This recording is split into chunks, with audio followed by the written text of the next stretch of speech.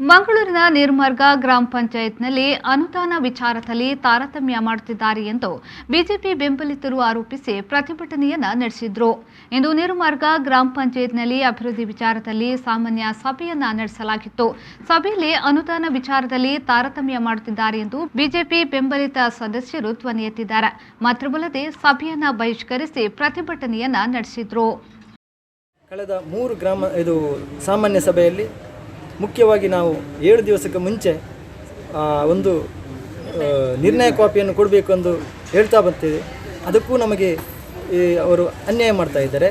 ಮೀಟಿಂಗಿನ ಮೊದಲ ದಿವಸ ತಂದು ಕೊಟ್ಟು ನಮಗೆ ಯಾವುದೇ ರೀತಿಯ ಭ್ರಷ್ಟಾಚಾರದ ಬಗ್ಗೆ ಅದನ್ನು ಮೇಲೆ ಎಳೆಯುವಂಥ ಅವಕಾಶ ಕೊಡುತ್ತಾ ಇಲ್ಲ.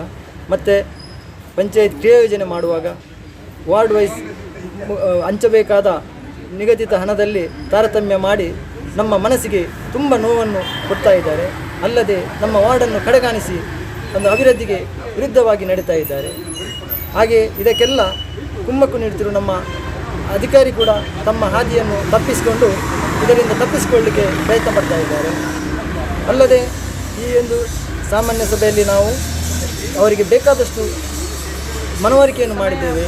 ಇದನ್ನು ತಿದ್ದುಪಡಿ ಮಾಡಿಕೊಳ್ಳುವುದಾದರೆ ನಮ್ಮ ಇದೊಂದು ಪ್ರತಿಭಟನೆಯನ್ನು ಕೈ ಬಿಡ್ತೇವೆ, ನಿಮ್ಮೊಂದಿಗೆ ನಾವು ಸೇರ್ತೇವೆ ಅಂತೆ. ಆದರೆ ಅವರು ತುಕಾರಾಮ್ ಅದಕ್ಕೆ ಒಪ್ಪಿಗೆ ಇಲ್ಲ.